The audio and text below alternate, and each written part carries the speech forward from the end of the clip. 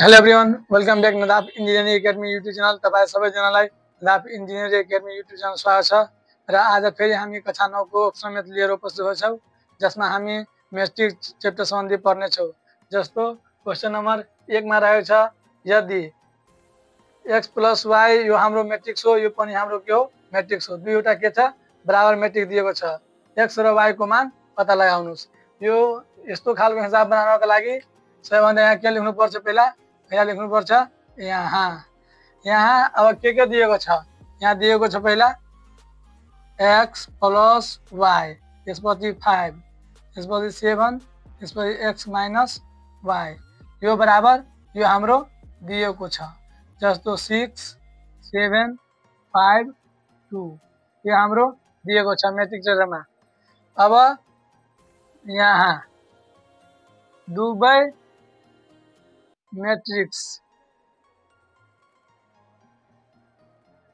मैट्रिक्सहरू बराबर भएकोले तिनीहरूका संगत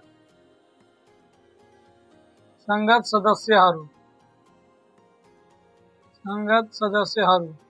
पनि बराबर हुन्छन्।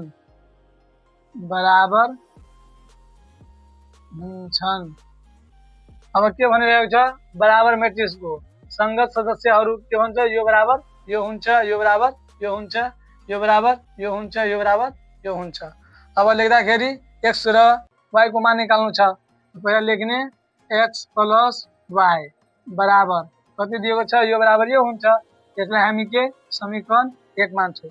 त्यसपछि यो 5 बराबर छ, यो 7 के छ बराबर। अर्को के छ हाम्रो x - y बराबर कति दिएको छ हाम्रो 2, यो बराबर यो। त्यसलाई हामी के मान्छौँ, समीकरण 2। अब लेख्दाखेरि के हुन्छ हाम्रो, अब फेरि के हुन्छ, समीकरण 1 र समीकरण 2 लाई हल गर्दा अब यसलाई हल गर्दा के हुन्छ, x + y + x - y बराबर 2 + 6। हल गर्दा होने के दुवै मैट्रिक्सलाई के जोड्नु पर्छ, यसलाई जोड्नु पर्छ, यसलाई जोड्नु पर्छ। अब जोड्दाखेरि यो प्लस यो माइनस, यो हाम्रो के भइहाल्छ, क्यान्सल। यहाँ कति बकी रह्यो, 2x 2 भयो, 6 + 2 8 भयो। अब x को मान निकाल्दाखेरि 8 यो मल्टिप्लाई छ, उता के जान्छ, डिभाइडमा। त्यस्तै के भयो हाम्रो यो 4। अब x बराबर के आयो हाम्रो आन्सर 4। अब x बराबर आइसकेपछि अब के फेरि x को मान, अब x को मान समीकरण यहाँ दुईवटा समीकरण छ, यसमा पनि हाल्दा पनि भयो, यसमा पनि हाल्दा भयो। त्यस्तै म समीकरण 1 मा राख्दा अब समीकरण यो हाम्रो लेख्ने x + y बराबर के छ हाम्रो 6, यहाँ दिएको छ 6 भयो। त्यसपछि x को फेरि कति आयो हाम्रो 4 आयो। अब x को ठाउँमा हामी के लेख्छौँ, 4 + y बराबर 6। यो प्लसमा छ, उता हामी के भन्छ माइनसमा, y आफ्नै ठाउँमा रहन्छ 6। यो प्लसमा छ, उता जान्छ भने माइनस हुन्छ, -4। के भयो आन्सर हाम्रो 2। त्यसमा के भन्छ, x र y को मान पत्ता लगाउनुस्। अब x को मान कति भयो हाम्रो 4, y को मान कति भयो हाम्रो 2। यहाँ के लेख्ने, अत x बराबर 4, y बराबर 2। यही हाम्रो के भयो आन्सर। त्यस्तै क्वेसन नम्बर 2 मा रहेको छ, यदि यो मैट्रिक्स एउटा एकात्मक मैट्रिक्स भए x, y, p र q को मान पत्ता लगाउनुस्। अब यसलाई बनाउँदाखेरि सबैभन्दा के लेख्नु पर्छ, यहाँ दिएका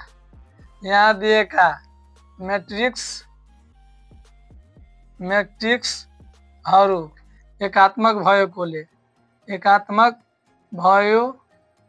भएकोले अब यो मैट्रिक्स दिएको छ, लेख्ने यो matrix x - 1, 3p minus 6 2q minus 4 y plus 2 यो दिएको छ।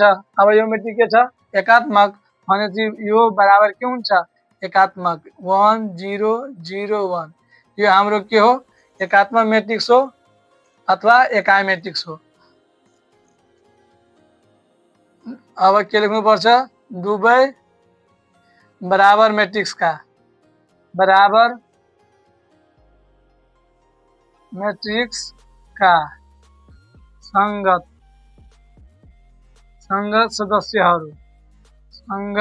सदस्यहरू पनि बराबर हुन्छन्।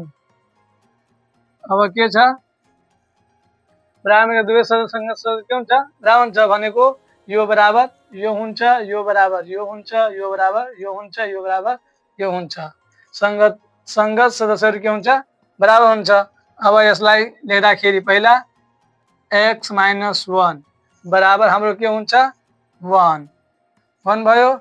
अब यसलाई बनाउँदाखेरि x यो के छ माइनस मा छ उता जान्छ भने के हुन्छ हाम्रो प्लस 1 यो माइनस के हाल्यो है प्लस। अब के भयो हाम्रो 2 देयरफोर x बराबर कति भयो हाम्रो आन्सर 2। त्यसपछि अर्को के छ हाम्रो 2q माइनस 4 बराबर अब यो बराबर यो हुन्छ भन्दाखेरि यो के भयो 0। अब 2q के 2q त्यसपछि बराबर 0। अब यो माइनस में छ उता जान्छ भने के हुन्छ प्लस।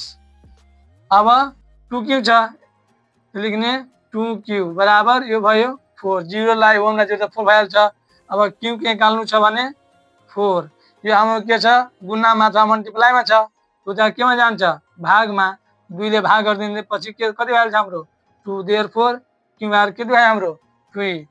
त्यसपछि अर्को नम्बरमा के छ हाम्रो 3p यहाँ लेख्नु पर्छ 3p माइनस 6 बराबर यो हुन्छ भन्दाखेरि के छ हाम्रो 0। अब 3p को 3p 0 के 0 यो माइनस से उता जान्छ भने प्लस 3p को 3p 0 6 जोड्दा 6 भइहाल्छ हाम्रो p बराबर। अब यो मल्टिप्लाई में छ उता जान्छ केमा डिभाइड मा 3 ले डिभाइड गर्दिने त्यसपछि कति भइहाल्छ हाम्रो 2 त्यसै के भन्छ p बार कति भयो हाम्रो 2। त्यसपछि अर्को नम्बरमा के छ हाम्रो y प्लस 2 बराबर यो बराबर हाम्रो यो हुन्छ भन्दाखेरि 1। अब y को भ्यालु निकाल्दाखेरि यो प्लस हुन्छ उता के आन्छ माइनस मा 1 माइनस 2 अब घटाउँदा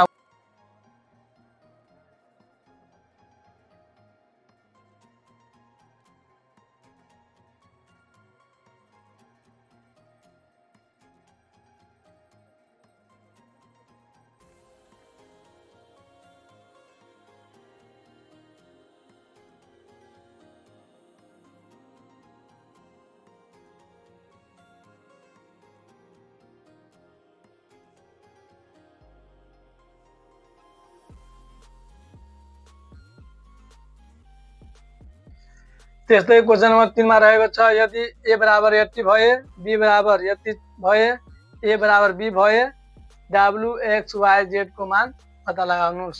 अब यो मैट्रिक्स में w x y z को मान पत्ता लगाउनु छ। सबैभन्दा के लेख्ने यहाँ लेख्ने त्यसपछि लेख्ने a र b मैट्रिक्स के छ एक आपस में बराबर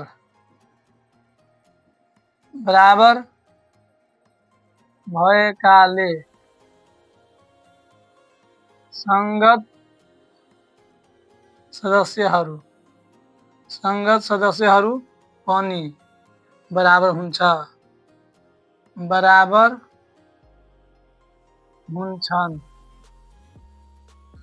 अब लेख्दाखेरि यहाँ के हुन्छ क्वेशन में के दिएको छ a बराबर b। अब a बराबर b लेखिदिने त्यसपछि a बराबर कति दिएको छ हाम्रो x माइनस 1 5 त्यसपछि 3 त्यसपछि y बराबर को बराबर b बराबर के दिएको छ minus 3 w minus y x plus z त्यसपछि 2 यो हाम्रो के हो बराबर मैट्रिक्स हो। अब लेख्दाखेरि के भन्छ बराबर मैट्रिक्सका सँगसँगै पनि के हुन्छ हाम्रो बराबर हुन्छ। अब लेख्दाखेरि यो बराबर यो हुन्छ x माइनस 1 बराबर -3 हुन्छ हाम्रो। अब x को भ्यालु निकाल्दाखेरि -3 यो माइनस हुन्छ उता जान्छ भने के हुन्छ प्लस यो भयो -2 -3 बाट 1 गयो भने -2 बच्यो। त्यसपछि अर्को के छ y बराबर। अब लेख्दाखेरि y बराबर के हुन्छ हाम्रो यो बराबर यो हुन्छ y बराबर के भयो हाम्रो 2। त्यसपछि अर्कोमा के छ हाम्रो 5 बराबर w माइनस y। अब यो बराबर यो हुन्छ 5 को 5 लेख्ने y को भ्यालु हामीलाई कति छ दिएको छ 2 थाहा छ बराबर w को w माइनस 2। अब यो माइनस में छ उता आउँछ के भन्छ प्लस में 2 5 प्लस 2 यो भयो हाम्रो w देयरफोर w बराबर कति भयो हाम्रो 7। त्यस्तै अर्को नम्बरमा के छ 3 यहाँ लेख्नु पर्छ 3 बराबर के दिएको छ हाम्रो x प्लस z। अब x को भ्यालु हामीलाई थाहा छ x बराबर के दिएको छ हाम्रो -2 त x को ठाउँमा के राख्ने -2 3 को 3 यसको ठाउँमा -2 प्लस z को z। अब यो माइनस छ उता आउँछ भने प्लस मा 3 को 3 माइनस के भ्यालु छ प्लस बराबर z को z। अब देयरफोर z बराबर के भइहाल्छ हाम्रो 5 आन्सर। अब लेख्नु पर्छ के अत हाम्रो के हुन्छ x बराबर भयो -2 y बराबर भयो 2 w बराबर भयो 7 z बराबर भयो हाम्रो 5। यो हाम्रो के भयो आन्सर। यो क्वेशनमा के भनेको छ w x y z को मान पता लगाउनुस्। त w को मान भयो 7 y को मान x को मान भयो -2 y को 2 z को 5 यही हाम्रो के भयो आन्सर। यदि तपाईहरु मेरो युट्युब च्यानलमा नयाँ हुनुहुन्छ भने मेरो च्यानललाई सब्स्क्राइब गरिदिनु होला र यस्तै यो क्लास 9 को भिडियो थियो अप्सनल म्याथ को त्यस्तै 10 को अप्सनल म्याथ लिएर उपस्थित हुनेछु र 10 को सीमित पनि लिएर उपस्थित हुनेछु। तपाईहरु यस्तै मेरो भिडियो हेरिदिनु होला र मेरो च्यानललाई सब्स्क्राइब गरिदिनु होला। धन्यवाद।